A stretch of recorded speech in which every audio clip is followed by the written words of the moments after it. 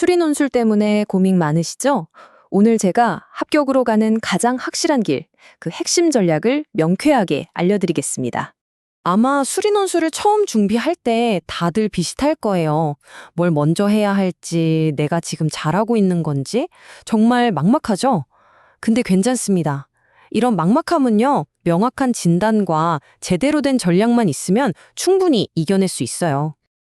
자, 그럼 핵심부터 바로 말씀드릴게요. 수리 논술 합격. 이거 흔히 생각하는 것처럼 수학머리가 좋아야만 하는 게 절대 아닙니다. 이건 타고난 재능의 영역이 아니고요. 오히려 명확한 전략을 세우고 그걸 끝까지 실행하는 힘, 딱 이 두 가지에 달려 있습니다. 이게 오늘 이야기의 가장 중요한 뼈대예요. 그래서 오늘 이 전략을 4단계로 나눠서 한번 살펴볼 겁니다. 첫째, 우리가 싸워야 할 전장이 어떤 곳인지, 즉 순항이랑 뭐가 다른지 분석하고요. 둘째, 그걸 바탕으로 시기별 실행 로드맵을 짜볼 거예요. 셋째, 이 로드맵을 제대로 실천하게 해줄 정말 중요한 실행 습관들을 짚어보고, 마지막으로 이 모든 걸 끝까지 밀고 나갈 수 있는 멘탈, 바로 뚝심에 대해 얘기해 볼게요. 자, 그럼 첫 번째 전장 분석부터 시작해 볼까요? 모든 전략의 시작은 상대를 정확히 아는 것에서부터 출발하잖아요. 우리가 상대할 수리 논술이 수능 수학이랑은 완전히 다른 시험이라는 것부터 확실히 알아야 합니다.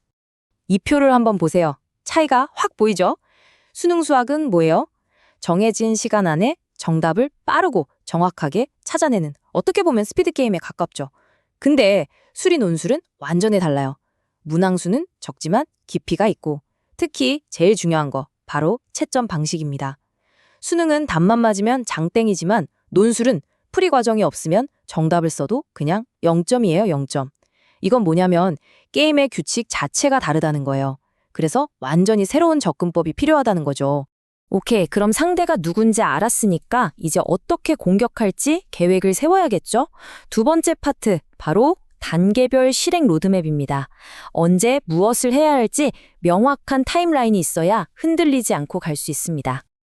로드맵은 크게 4단계입니다. 먼저 3, 4월.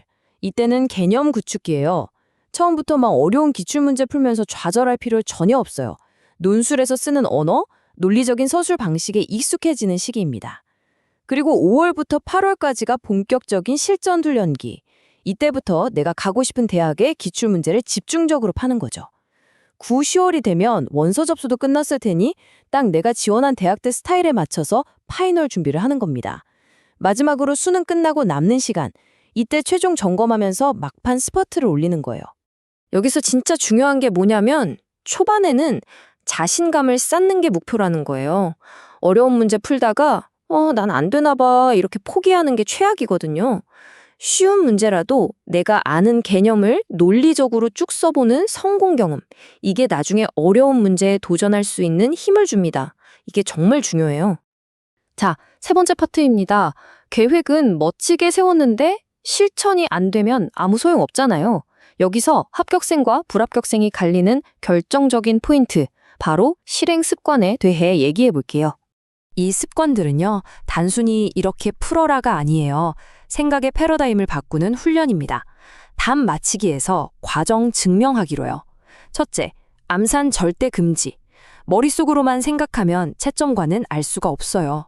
둘째, 모든 과정을 빼놓지 않고 손으로 다 쓰세요.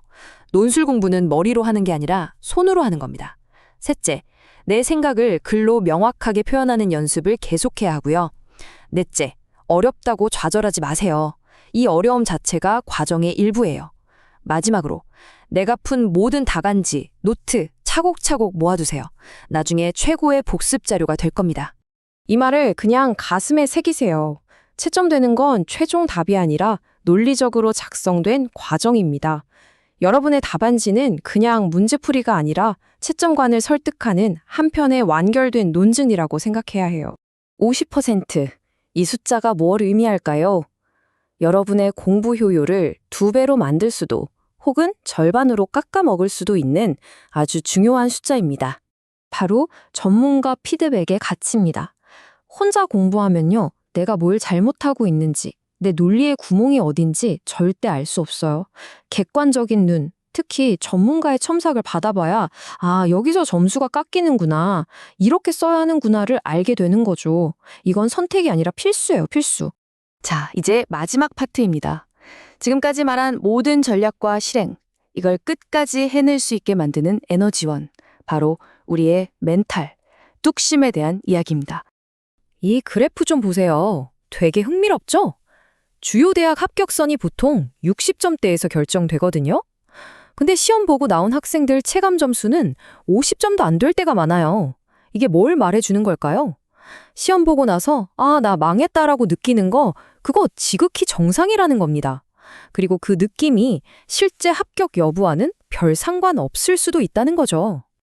그러니까 제발 모의고사 한두 번 못 봤다고 세워둔 계획 전체를 뒤엎지 마세요.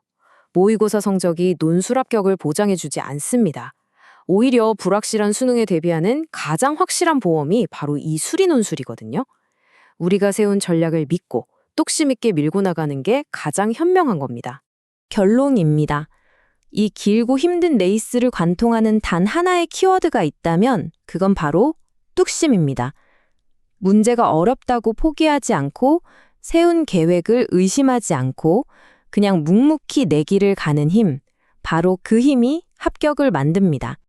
자, 오늘 이야기는 여기까지입니다. 이제 공은 여러분에게 넘어갔습니다. 여러분의 그 뚝심, 과연 시험장에 들어가는 그날까지 유지될 수 있을까요? 오늘 제가 제시한 이 전략 프레임워크를 여러분의 것으로 만들어서 반드시 합격이라는 결과를 만들어내시길 바랍니다.